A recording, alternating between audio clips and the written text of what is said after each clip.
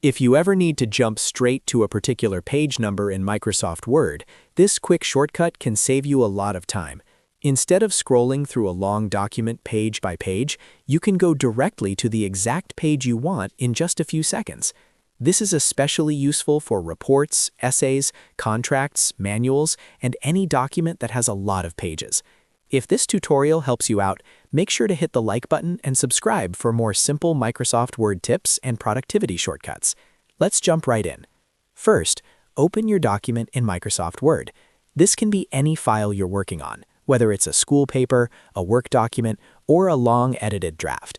Once the document is open, look at your keyboard and press Ctrl + G. If you're on some versions of Word, you can also press F5. Both of these shortcuts open the Go To feature, which is the fastest way to move to a specific part of your document. After that, a small Find and Replace window will appear. In that window, look for the Go To tab, or the section that says Go To What. Here you want to select Page from the list.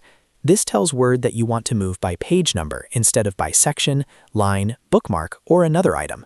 Next, in the box where you can enter a page number, type the exact page you want to jump to. For example, if you want page 10, just type 10 into the field. Word will use that number to locate the page immediately. Once the page number is entered, click Go To. Word will instantly take you to that page inside the document, without any extra searching or scrolling. This makes it much easier to review, edit, or check something in the middle of a long file. After you've arrived at the page you need, click Close to exit the dialog box and continue working normally. And that's it. You now know how to jump to a particular page number in Microsoft Word in the fastest way possible. This small shortcut can make a big difference when you work with long documents every day. If you found this helpful, please like the video and subscribe for more Microsoft Word tutorials, keyboard shortcuts, and office productivity tips. Thanks for watching, and I'll see you in the next one.